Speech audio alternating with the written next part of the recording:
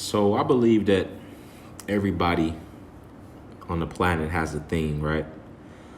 And when I say thing, I mean like an outlet that kind of sets them free, gives them fulfillment, you know, almost like escapism, right?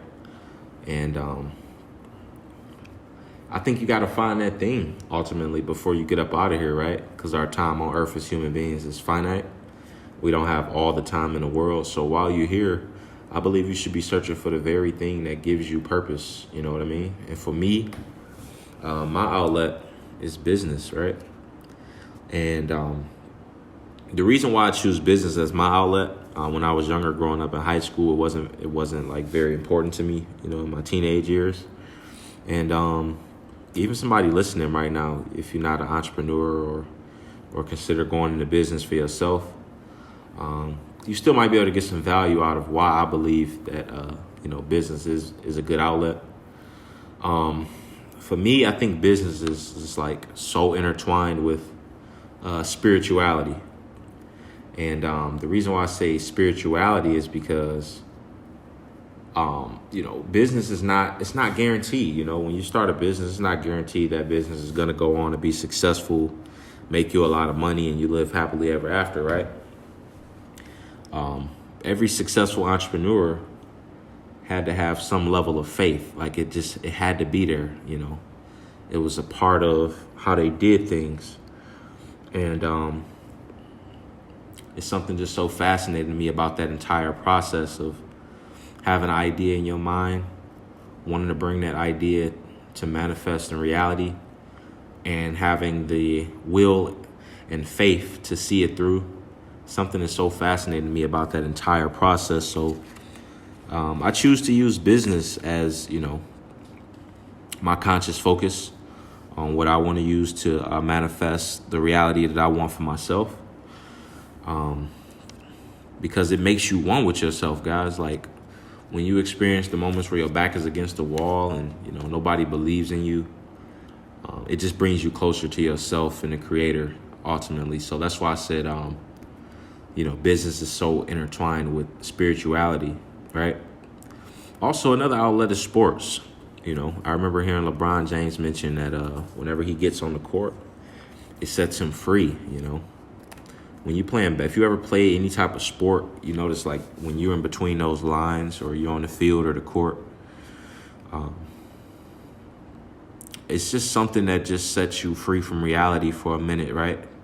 That brief escapism is just a burst of fulfillment, even though it's just in the moment. And that's what it is, guys. When you're playing a sport, it puts you in the moment, right? And it erases all your problems because you're here in the now. When I read The Power of Now, I learned that problems only exist in time. Time only exists in the mind. When you're playing a physical sport, you don't really have time to use your mind. You're really just reacting to what's happening. So you're here in that entire moment. And so think about when LeBron James is on that court 48 minutes a night. He's free from the mind realm. He's in the timeless realm where he can do what he loves and just be free, right? Fast car racers, guys who drive fast sports cars. That rush from speeding like that gives you, it gives you that brief moment of peace, right? Even though it's something scary, you're still here in the now, which takes you out of time, and just I don't want to get too deep into the spiritual aspect of it, guys, but it's something there. It's something that we should pay attention to. So I think it's, again, just finding your thing. Maybe it's artwork for you. Maybe it's drawing. Maybe it's taking pictures. Maybe it's singing, rapping. But whatever you do that takes you out of time and puts you into the now is obviously what you should focus on the most. So for me, like I said, that's business. And not just the spiritual aspect of it that fulfills me, but I think if you were to double down on business and make up your mind that you wanted to be successful in it, there is a lot of long-term leverage that you can take advantage of, right? So for me, deciding to double down and build something successful, I'm not sure who's going to benefit from it outside of me. I know my entire intention is for my family and loved ones to never have to want for anything else. And maybe that's unrealistic, but that's just the lifestyle I want for myself, where I can provide whatever they want and whatever they need, right? And we all have our own selfish and selfless desires. So that's one of my selfless desires is I don't want my family ever asking for anything else. I just want to be able to provide it, and not just hand them money when they ask for it, but, use it as a coaching opportunity, because, it puts you in a position of power and you can give more, obviously. So I want to use it as an opportunity to coach the people that I love as well. Once they stick their hand out and ask me for anything, I can take advantage of that opportunity to teach them something. So, like I said, it's more long-term leverage, because when I'm in the grave, my family will still be benefiting off what I built, okay? So that's what I mean by long-term leverage, right? And ultimately, what you built gives value to other people, right? Let's say, you started a little family diner, a little restaurant, right? And all the people in the local area have somewhere where they can come and eat now, and depending on what you provide, and maybe you bring something different that's, not around in town, that's valuable to those people in that community. Or if you do landscape and, you make sure you take care of the local lawns, that's value, guys. So, like, that's another benefit to being in business is that it ultimately gives value. Now, don't get me wrong. There's some scum bucket services out here, where people are just ultimately trying to get your money. But we talking about something legitimate here, a real actual service that's providing for people. Just to have the opportunity to do that, I think you should not take that for granted, guys. That should not be taken for granted. Just the opportunity to be able to, do for others outside of yourself. Like, it just gives you the most peace internally. And I don't think it's a feeling that can match that, honestly. So, again, like I said, when you decide to double down and build something successful in business, you can ultimately give value to other people, right? And you don't know how long it's going to take you to build that business. So the smartest thing to do is,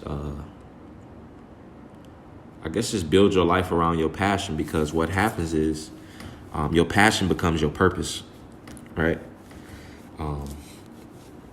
Let's say you love music, but you don't have money to support that, that passion. So you work at a plant.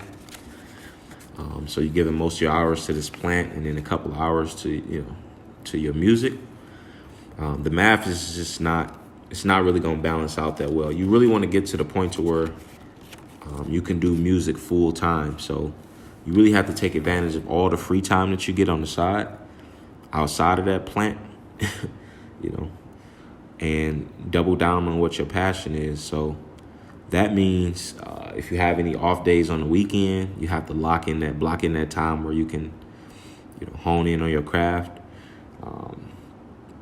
If you're free from 9 a.m. to 1 a.m. or 9 p.m. to 1 a.m. after you get off work, how can you be strategic with that time?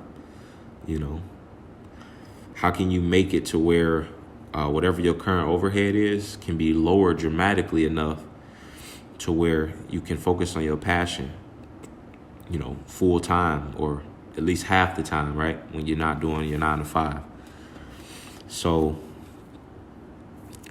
let's say, it don't matter what you're really into. Like, you could be into collecting sports cards. And now the internet has made it to where it doesn't really matter what you love or what your passion is. You can turn that into your purpose, and your passion can ultimately be monetized, right? So 10 years ago, right, if you played the game in your mama's basement for a living, you were seen as a loser. But now it's 16-year-olds playing the game for a living in their mom's basement, and they're making millions of dollars. So things have changed dramatically. The framework of everything has changed. So it don't matter how goofy or how corny or how lame your passion is. Just give the world a little bit of time to catch up, okay? If you ask me, it's already caught up. There is no goofy passion out there that can't be monetized into a successful lifestyle for any of us. It's just about using social media to your advantage to get attention and bring awareness to your cause, or around your passion, build a community around what you bring to the market. Okay? So I just wanted to do this one real quick just to go over the reason why I choose business as my outlet. Like I said, there's just so many perks outside of, just being able to provide for myself, my family. Is just so much more out there to give. So figure out what your outlet is. Figure out how you can set yourself free, what your passion is, and how you can eventually monetize that passion and make it your purpose. That's it for this one, y'all. I'll catch y'all in the next one.